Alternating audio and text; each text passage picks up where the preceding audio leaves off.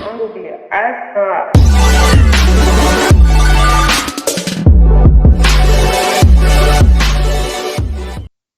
Who we got on Best Point TV today? NEL, naturally exceeding limits. That's my name. So why'd you like that's the abbreviation? Why'd you come up with that abbreviation for your stage name? Yeah. So since I was younger, ever since I was younger, since I was little, I've always been. Um, I'd do anything for a challenge, and I exceed at it every time. Any challenge that anybody, my mom, my brothers, would give me, I'd exceed at it. So when coming up with a name, me and my brother was talking about it, and we just came up with that because he felt like it fit perfectly. How many names did you have to go through before you chose that one?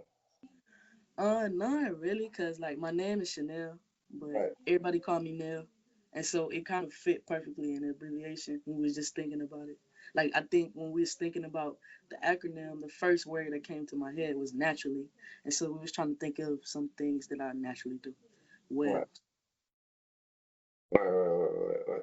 So I heard that you just started making music during quarantine. Like what brought you to that space to make music? So I play basketball at Indiana University What po- and Go further? What position you play at Indiana? PG point guard.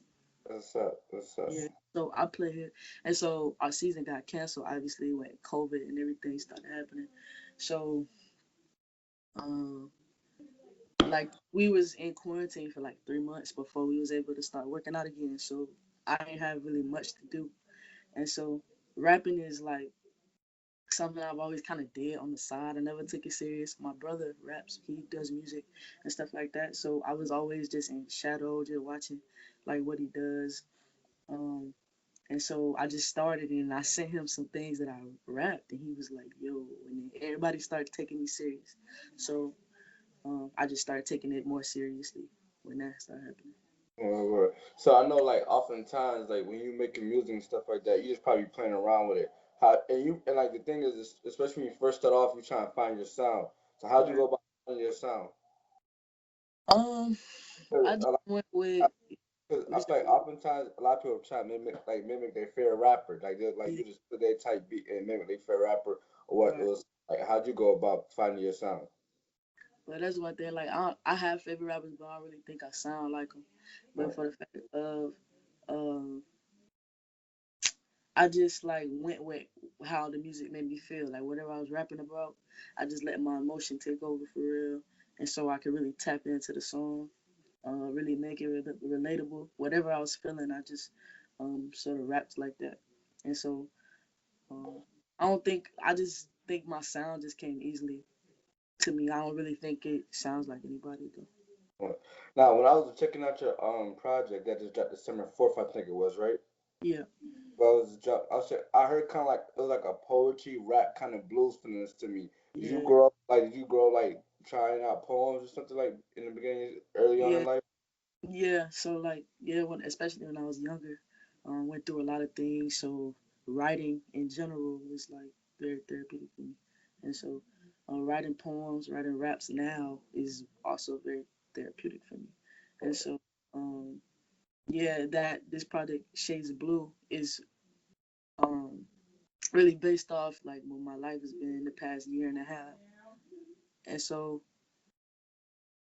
the past year and a half I just been um, going through whatever I was talking about on that project. And so I was really able to really tap into it easier, knowing that I was going through those things that I was talking Right. So, your name of your project is Shades of Blue, and you got about. six. How about you came up with the name Shades of Blue? 'Cause I know that blue means a lot to you. Yeah, Go. I seen you kind of write like a little description on your Instagram post. Talk more yeah. about. So blue, one blue, navy blue in general is my favorite color, but overall blue is one of my pretty much my favorite color. And so, May 8th is my dad's birthday. He passed away when I was 10. And so me, my brothers, we all got together for his birthday, went to his gravesite and all that. And so the last day we was there, we was me and my brother, my oldest brother, we was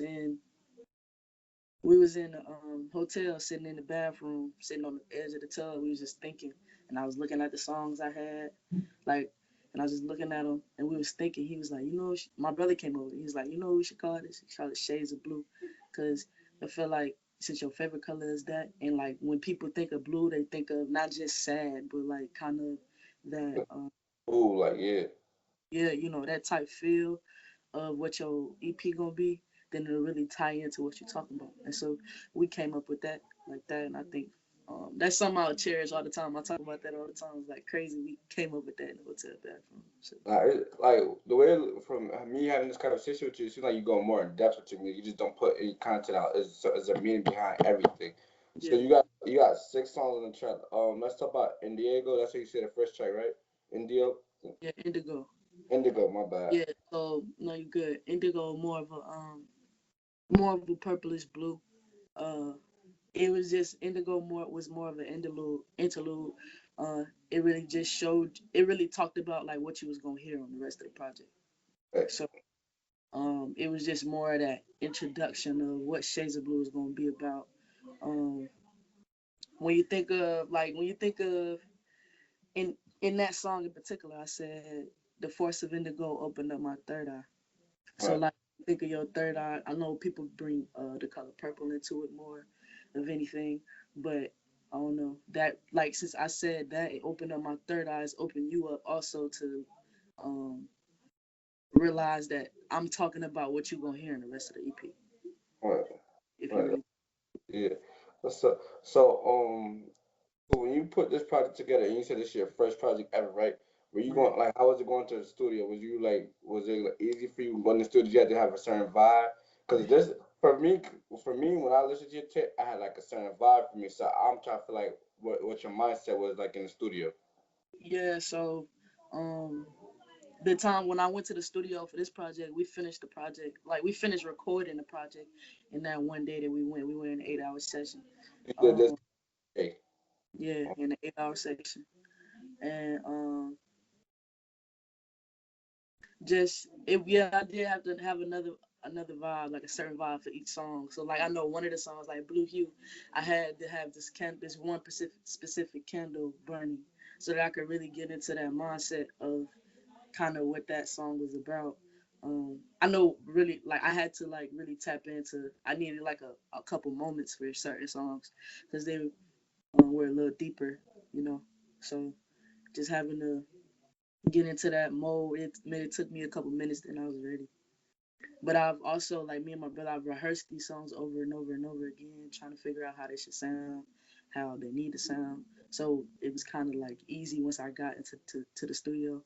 Like I knew them by heart, all the songs by heart when I got to the studio. So So you were probably right now at home and going to the studio. Were you going to like a home studio or like a professional studio? 'Cause I know a lot. um, it was an actual studio. Since I'm going to school in Indiana right now, we went to Indianapolis, and this dude named Mitch, he produced the whole project. And Oh, so that's yeah, so all right. So let's kind of take it away from music. You said you played basketball at Indiana, right? right.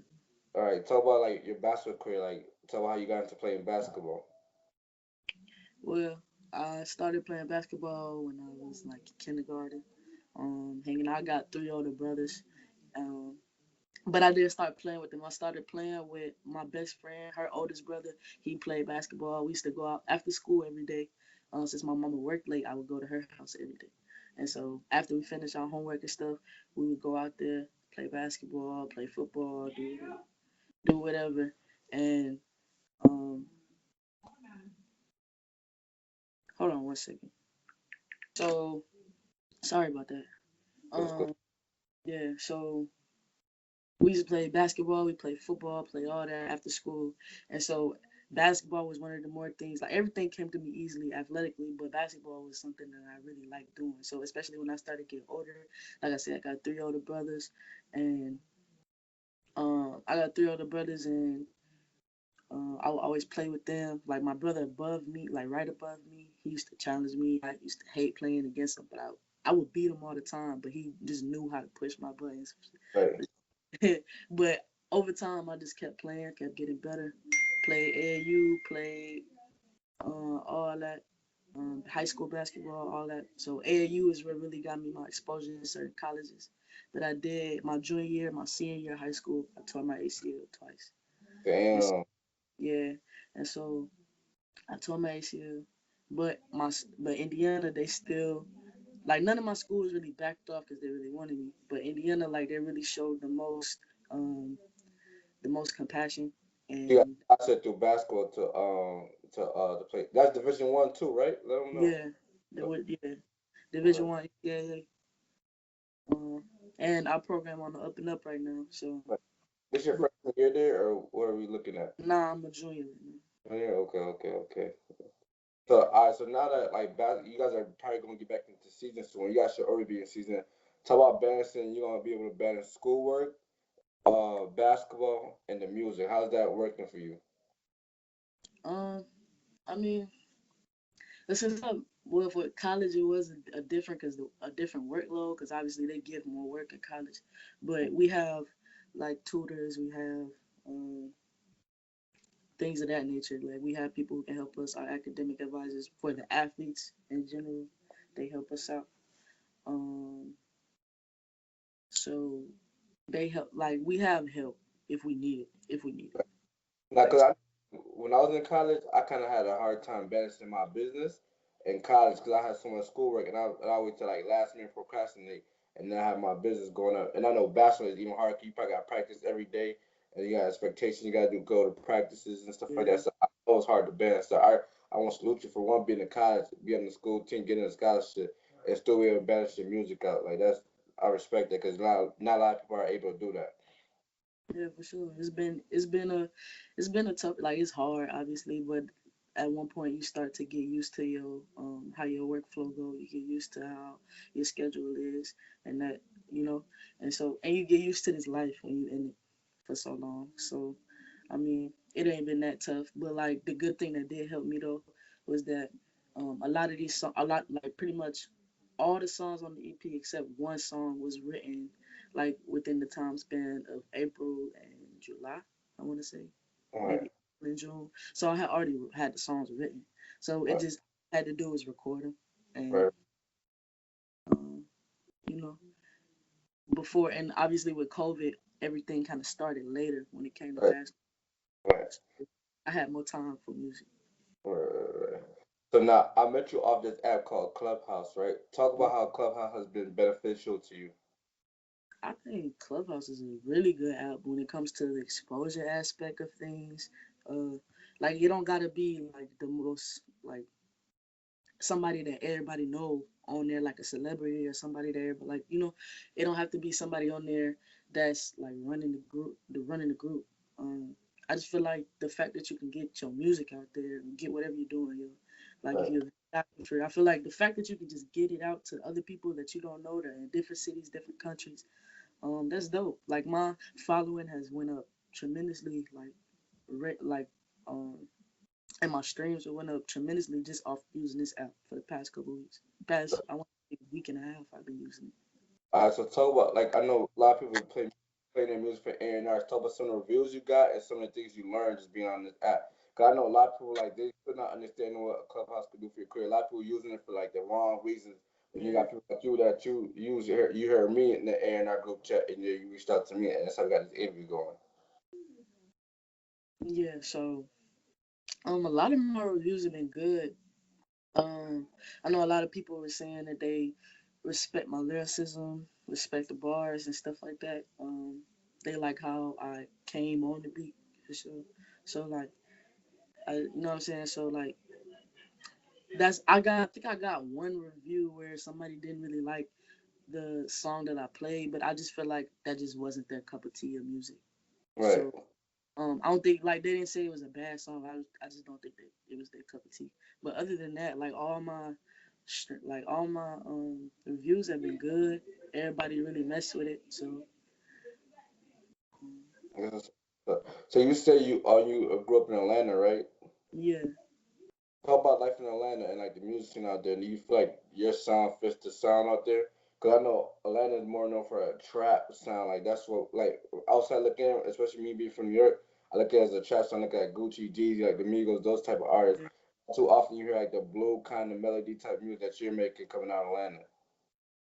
Cause that's what vibe I get from it. yeah. So like I mean, I feel like the only rapper who kind of like fits the vibe that I bring is like Black, and he from East Atlanta. So like, Like but something like that. yeah, so like I feel like, but I can rap like Lil Baby. I can rap like all of them. Like I can change. I'm very versatile. Like that's why I feel like certain like since I'm just now dropping this, they just think I'm stuck in this type of music, and I don't have to be stuck here. Like I got songs that I've written that are like upbeat, that are like lit, that's But turning. But I just feel like they just don't. now I feel But like I haven't this put. this song, me being a fan, I feel like this song can get you further. Like Yeah, yeah, the upbeat stuff is gonna get you, but that's gonna get you hip hop. The yeah, like right now, that's when like when we gonna get older, that music is gonna forever be like we forever gonna love that music. Cause that like let's say that bullshit here today and gone tomorrow, but like good music, that shit forever. Like those vibes, you always gonna be able to relate to that. So I feel like I mean it's good to open up to other lanes, but I feel like you should like perfect like take over this time right here because it's been missing in hip hop. right. Yeah, so like I feel the same way. Like I do feel like certain music today is gonna die out real quick. But I mean there's something else gonna come new. But it is like I do agree with you when you said certain music just always hits different. Like Mm.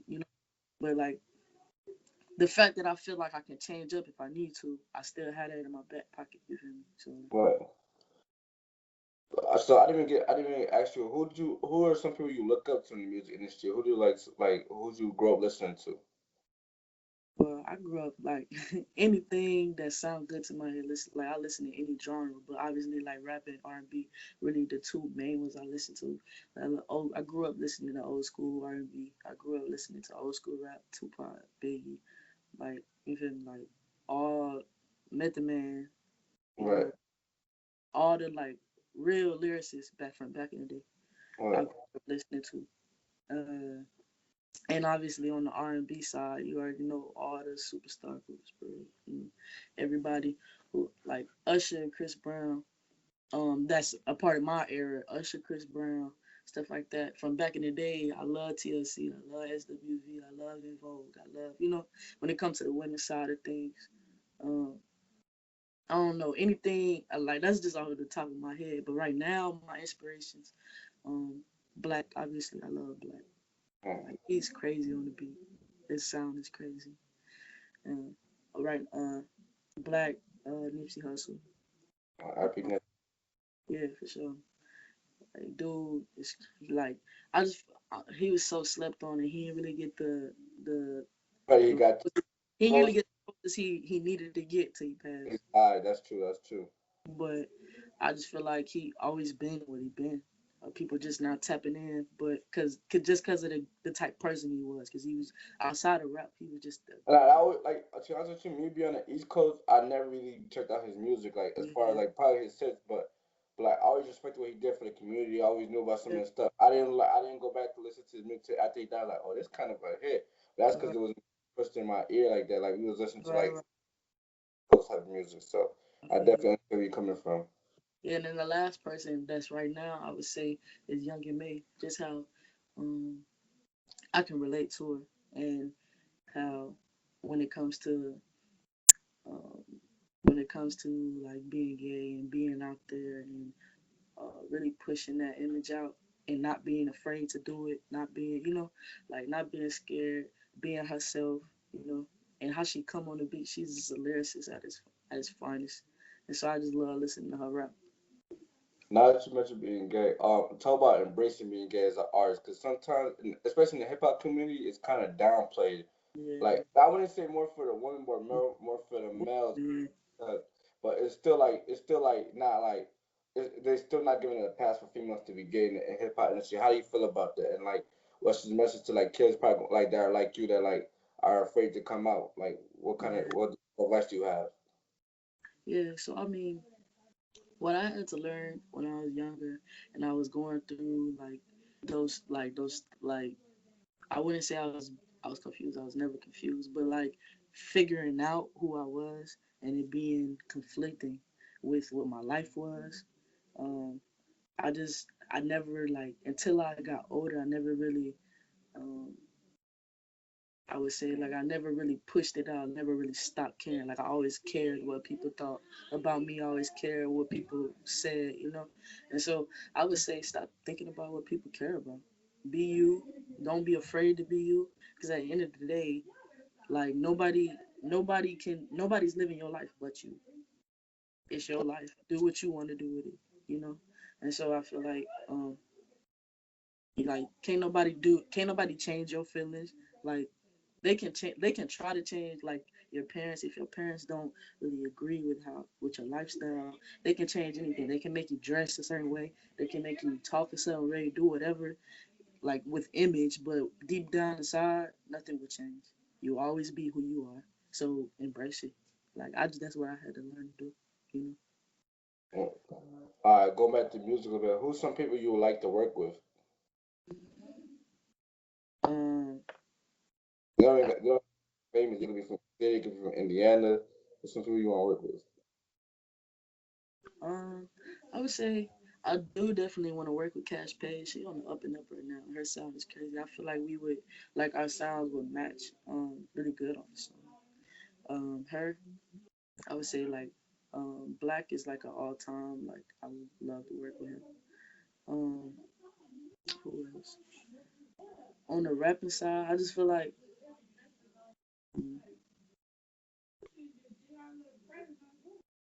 I really don't know like who else. Well, I haven't really. I'm not gonna say I don't know who else, but I haven't really like had like, oh, I want to work with you. Like I definitely want to work with you. Like Right, it's all like maybes right right, now. right. Now that's what's up. That's what's up. So now we a couple days before 2021 starts. What's some of your plans for 2021? How you expect to grow? For sure. So like 2020, I'm sure for everybody was like one of the worst years, but it definitely for me and mental health and emotional health it was one of the worst years for me ever. And so like I think going into the first 21 days of the year, I would be fasting. Um, just trying to more of a mind over matter type fast. So doing things that are really push my mind to be like this sucks, like you can't do this, but you really can. So really just trying to strengthen my mind, um, heal from the things that I dealt with 2020, and just try to um, just really healing at the beginning of the year, and then the rest of the year I just plan on really with this music shit, especially just blowing up for real. I wouldn't say blowing up. I would say just really getting out there more exposed than what I did this year, and obviously it wasn't much room to do it, obviously because of COVID, but like especially since um, things will probably start opening it back up, just getting my exposure out there way more. Now that's what's up. So Best point of wait one more time. Shout out Best Point of View TV for this interview. and get on your social media and stuff like that. Alright, add me on IG at the only nail. The only n.e.l. Um, all my platforms are the same with the same name. So That's what's up. Thanks for the interview. for sure, thank you. I appreciate it.